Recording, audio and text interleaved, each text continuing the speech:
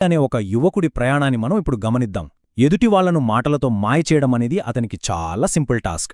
అసలతని ప్రయాణం ఎలా మొదలైందో చూద్దాం. ప్రపంచం ఒక అడవి. ఇక్కడ తెలివైనవాడు మాత్రమే గెలుస్తాడు. వినడానికి చాలా వైల్డ్గా ఉంది కదూ. ఇది రవి మనస్తత్వం. ప్రపంచాన్ని ఒక అడవిగా, తనను తాను వేటాడే మృగంగా అతను భావించాడు. తన స్వార్థం కోసం ఎవరైనా సరే వాడుకోవచ్చు అనే ఒక ఓవర్ కాన్ఫిడెన్స్ ఆ మాటల్లోనే స్పష్టంగా కనిపిస్తోంది. జాలి, దయ అనేవి బలహీనతలు అని, మోసం చేయడమే అసలైన తెలివితేటలు అని నమ్మే ఒక చీకటి దృక్కోణమిది. ఇక ఈ కథలో మొదటి భాగానికి వద్దాం. విభాగం 1, మోసమనే అడవి. చూడండి, మోసమనేది ఏదో గాలికి అనుకోకుండా జరిగే యాక్సిడెంట్ కాదు. అదొక పక్కా ప్లాన్.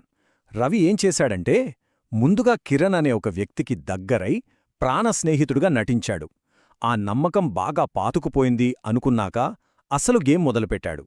ఏదో పెద్ద బిజినెస్ ఉందని, అందులో పెట్టుబడి పెడితే భారీ లాభాలు వస్తాయని కిరణ్ను నమ్మించాడు. కిరణ్ పాపం తన జీవితమంతా కష్టపడి కూడబెట్టుకున్న డబ్బును గుడ్డిగా రవి చేతిలో పెట్టాడు. అంతే, డబ్బు చేతికి రాగానే రవి ఏ ఆనవాలు లేకుండా మాయమైపోయాడు. స్నేహమనే పవిత్రమైన బంధాన్ని ఒక ఆయుధంగా ఎంత క్రూరంగా వాడాడో ఇక్కడ మనకర్థమవుతోంది. ఇప్పుడు విభాగం 2, ఈ మోసగాడి మైండ్ సెట్ ఎలా ఉంటుందో, వాళ్ల బుర్రలో ఏం నడుస్తుంటుందో డీకోడ్ చేద్దాం.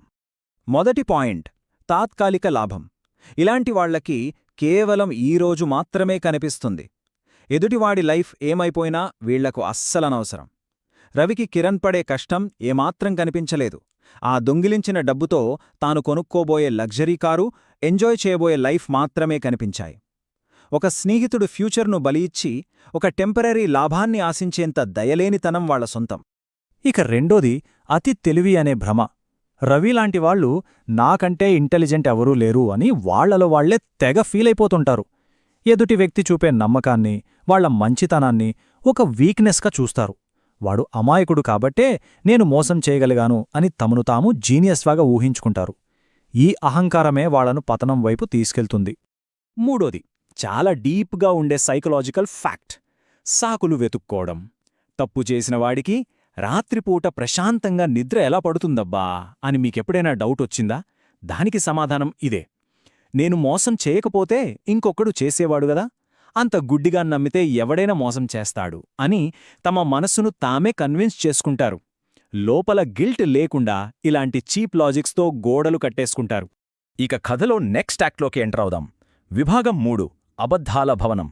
కిరణ్ దగ్గర దొంగిలించిన డబ్బుతో రవి ఏం చేశాడు? సిటీలో ఒక భారీ కార్పొరేట్ కంపెనీని స్టార్ట్ చేశాడు. బయటనుంచి చూసేవాళ్లకి అతనొక సక్సెస్ఫుల్ బిజినెస్ మ్యాన్. చేతిలో కోట్లు, సమాజంలో మంచి హోదా. తను చేసిన పాపం ఎవరికీ తెలియదని, ఇక తనను ఎవరూ ఏమీ చేయలేరని బలంగా నమ్మాడు. అబద్ధాల పునాదులమీద కట్టిన అందమైన భవనమది. కాని ఇక్కడే మన కథ ఒక ఊహించని మలుపు తిరిగింది. ఒక మాస్టర్ మ్యానిపులేటర్ ఎలా తన సొంత మనుషుల చేతిలోనే దారుణంగా మోసపోయాడో తెలుసా? రవి కంపెనీలో నమ్మకంగా పనిచేసే ఉద్యోగులే రవికి ఏమాత్రం క్లో ఇవ్వకుండా కోట్ల రూపాయలు దోచుకుని రాత్రికి రాత్రే మాయమైపోయారు. ఒకప్పుడు కిరణుకు ఎదురైన పరిస్థితే ఇప్పుడు అచ్చం రవికి ఎదురైంది. వేటగాడు కాస్త ఒకే ఒక్క దెబ్బకు బలైపోయాడు. ఇది ప్రకృతి ధర్మమండి. మనం వేసిన పునాది అబద్ధమైతే దానిమీద కట్టిన భవనం ఎప్పుడూ నిలబడదు. ఎదుటివారి కన్నీళ్లమీద కట్టిన ఏ విజయమూ ఎక్కువ రోజులు శాశ్వతంగా నిలబడదు. ఎప్పటికైనా అది కుప్పకూలక తప్పదు. కర్మ అనేది మనం చేసిన తప్పును ఎప్పటికైనా తిరిగి మన దగ్గరకే తీసుకొస్తుందని చెప్పడానికి ఇంతకంటే పెద్ద ఉదాహరణ ఏముంటుంది? ఇక చివరగా అత్యంత ఎమోషనల్ అయిన విభాగం 4, పగిలిన అద్దం. తన డబ్బు మొత్తం ఒకేసారి పోయేసరికి రవికి ఒక కఠోరమైన నిజం తెలిసొచ్చింది. మోసం చేసేవాడు ఎప్పుడూ ఇతరులను నాశనం చేస్తున్నాను అనుకుంటాడు.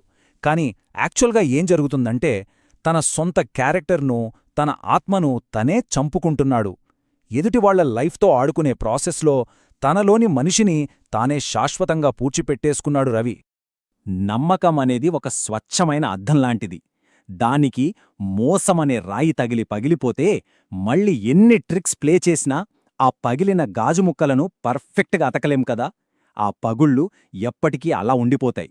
అబద్ధం వల్ల ఎప్పటికీ కోలుకోలేని విధంగా తెగిపోయిన బంధాలకు ఈ పగిలిన అద్దమే ఒక పర్ఫెక్ట్ ఎగ్జాంపుల్. సో మన ముందిప్పుడు 2 మార్గాలు చాలా స్పష్టంగా కనిపిస్తున్నాయి కదా. ఒకటి, ఎదుటివారి నమ్మకాన్ని గెలవడం. ఇది చాలా కష్టమైన పని. సమయం, నిజాయితీ, చిత్తశుద్ధి కావాలి. రెండోది, మోసం చేయడం. ఇది చాలా చాలా ఈజీ. వెంటనే లాభాలొస్తాయి కానీ లోపల ఎటువంటి ఆత్మసంతృప్తి ఉండదు. అదొక ఖాళీ బహుమతి లాంటిది. ఈజీగా దొరికే షార్ట్కట్ మనల్ని తాత్కాలికంగా శిఖరాన కూర్చోబెట్టినా చివరకు అగాధంలోకి తోసేయడం ఖాయం. అదే కష్టమైనా సరే నమ్మకమనే మార్గంలో వెళ్తే జీవితాంతం ప్రశాంతత దొరుకుతుంది. మరి ఈ రెండిట్లో ఏ మార్గాన్ని ఎంచుకోవడం కరెక్ట్ అంటారో ఒక్కసారి మీరే ఆలోచించండి. మరో డీప్ అండ్ ఆసక్తికరమైన విశ్లేషణతో మళ్ళీ కలుద్దాం.